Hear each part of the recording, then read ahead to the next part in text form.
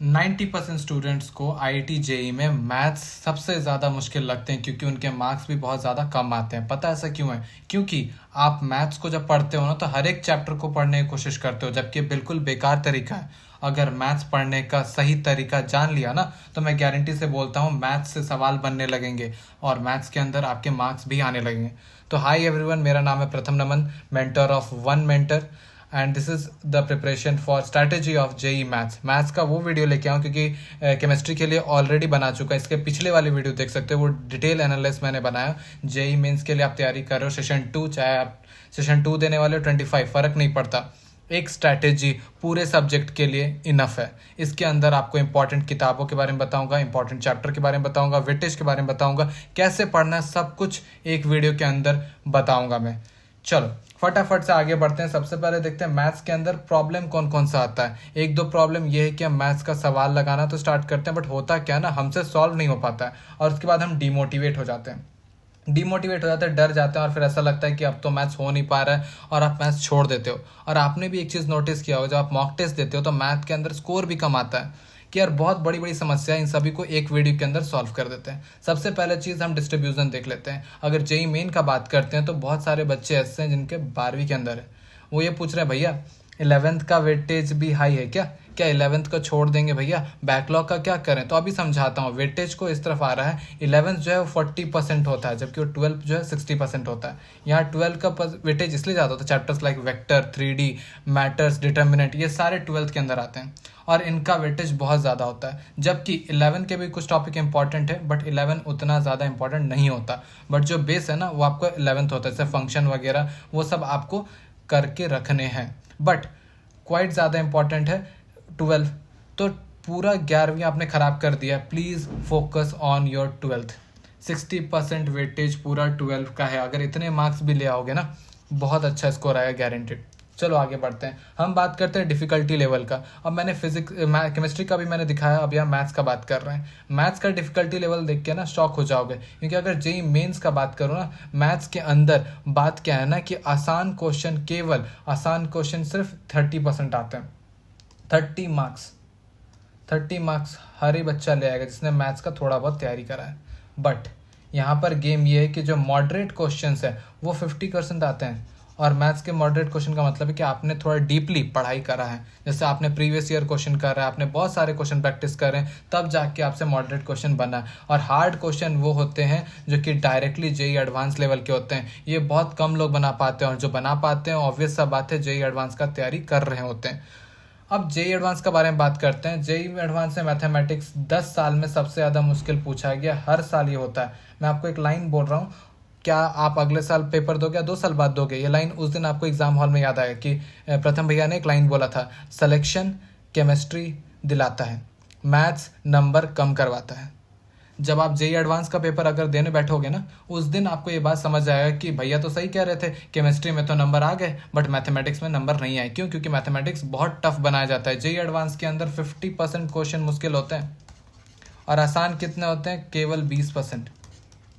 JEE advance का सच्चाई है, जेई एडवांस इंडिया का one of the toughest exam इसलिए बोला जाता है क्योंकि मैथ बहुत टफ होता है। बट अगर हम स्ट्रैटेजी को फॉलो करेंगे तो मैथ्स को भी हम आसान बना देंगे। अब बात करते हैं red zone, green zone, yellow zone के बारे में।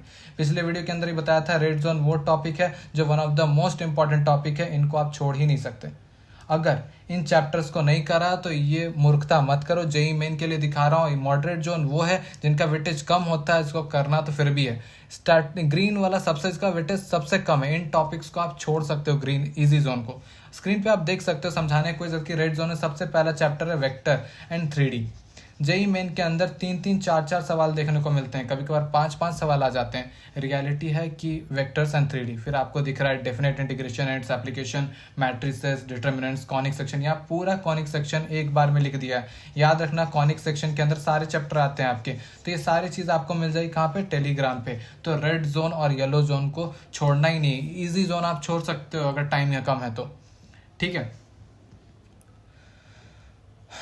तो इस तरह से आप कर सकते हो। अब बात करते हैं बेस्ट बुक्स का, तो बेस्ट बुक्स की जेई के लिए आप अगर जा सकते हो तो भाई बहुत अच्छा है, आप टेलीग्राम में आपको सारे मिल जाएंगे।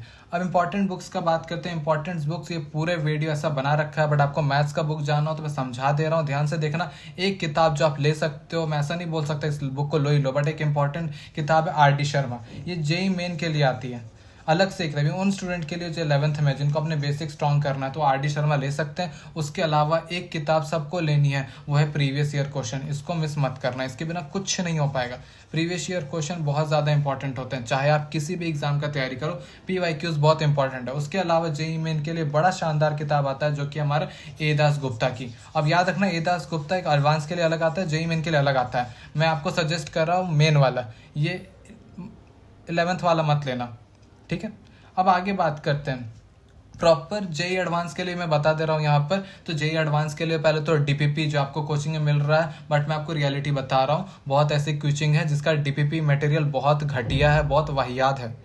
यहाँ पे खुलेआम बोल रहा हूँ, कोचिंग का नाम नहीं लूंगा क्योंकि बहुत कंट्रोवर्सीज हो जाते हैं कोचिंग के ऊपर, तो मैं वहाँ नहीं पढ़ना चाहता। मैं आपको यहाँ समझाना चाहता हूँ कि कुछ कोचिंग ऐसे हैं जिसका मॉड्यूल बहुत बेकार है, तो प्लीज़ मैं आपको सजेस्ट करूँगा कि आप ऐसे कोचिंग में हो, बुक्स ले लो। बुक्स कौन से ले लो, जैसे कि सिंगेज ले लो, एडवांस के लिए बहुत अच्छा किताब है। या आप ले सकते हो अमित अग्रवाल, SK गोयल का एक सेट आता है, वो ले सकते हो। और एक किताब तो आप सभी को लेना है, वो है प्ले विद ग्राफ्स। आप मेंस के लिए करो या फिर आप एडवांस के लिए करो, ग्राफ का कॉन्सेप्ट वहीं से क्लियर होगा, प्ले विद ग्राफ से ही, ठीक है। मैंने भी अपने प्रिपरेशन के टाइम पे लिया, बहुत ज़्यादा हेल्पफुल था। अब आगे बढ़ते हैं, हाँ पढ़ना कैसे।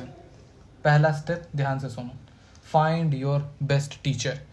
एक कहानी सुनाता हूँ। 10th तक ना मुझे मैथ्स बहुत अच्छे लगते थे, उसके बाद मैंने कोचिंग ज्वाइन करा, लोकल कोचिंग का नाम नहीं लूँगा, ठीक है। मैं लोकल कोचिंग था, वहाँ पे जाया करता था 11th के अंदर। तो वहाँ पे जो हमारे मैथ्स के टीचर थे ना, ऐसा बोलना नहीं चाहिए, बट उनका मुझे पढ़ाया हुआ बिल्कुल समझ में नहीं आता था, आधा क्लास का ही हाल था।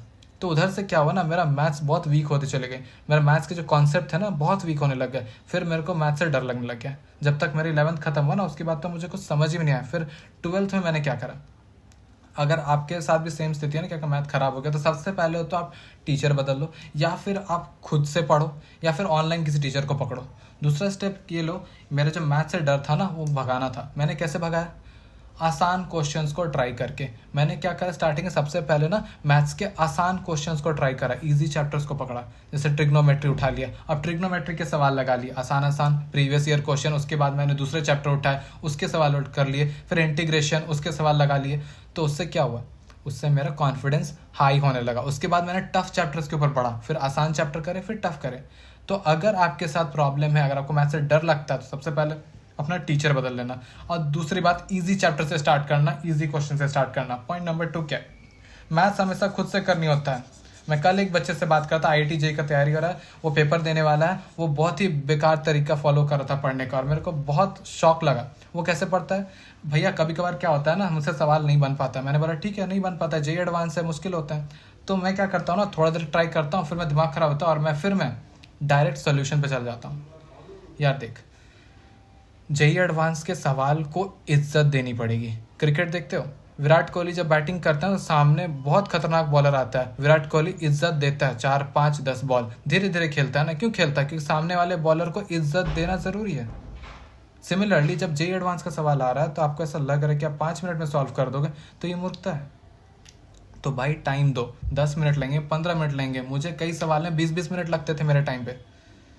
तो पहले आपको टाइम देना पड़ेगा, धीरे धीरे स्पीड इंक्रीज होता है। तो मैथ हमेशा खुद से होता है, सॉल्यूशन देख के नहीं किया जाता। उसके बाद बिल्ड योर कॉन्सेप्ट। कॉन्सेप्ट के लिए 4 चैप्टर बता रहा हूँ जो आपके कॉन्सेप्ट स्ट्रांग होने चाहिए। पहला चैप्टर डिफरेंशिएशन, बहुत इंपॉर्टेंट, हर चैप्टर में काम आएगा। इंटीग्रेशन बहुत इंपॉर्टेंट, हर चैप्टर में काम आएगा।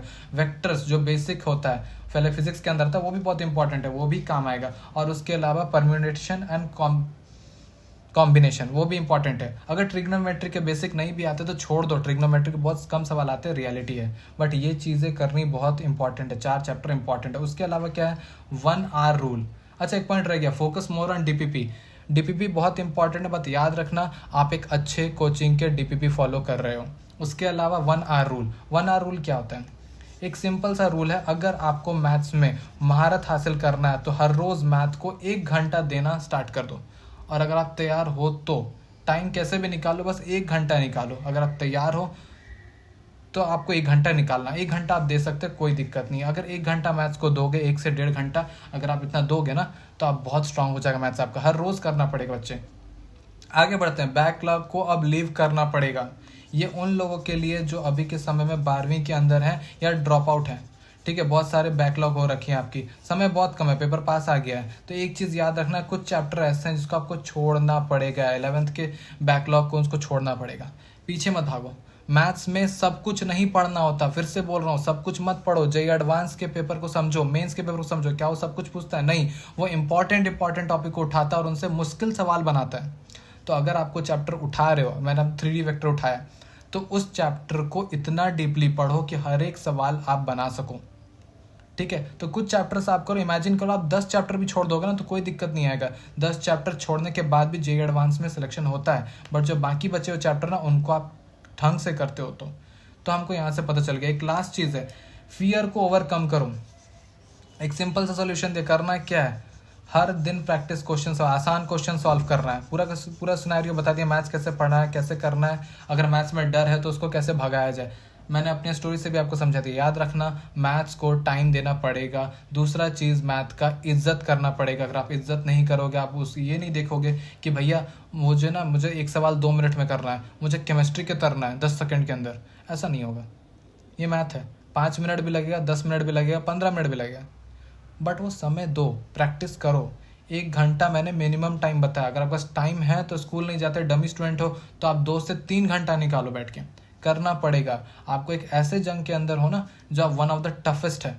आपको भी पता है इस बात को कि भैया मैं ऐसे एग्जाम में बैठ रहे हैं जिसमें one of the toughest exam है, फिर भी हम क्यों नहीं पढ़ रहे? ऐसा मत करो यार। और ऐसे वीडियो फिजिक्स के लिए चाहिए, मैथ्स हो गया, केमिस्ट्री हो गया, तो आप मेरे को बताना कमेंट में। टेलीग्राम ज्वाइन करना पूरा PDF के लिए। Thank you everyone. मेरा नाम है प्रथम नमन। मिलते हैं नेक्स्ट वीडियो में।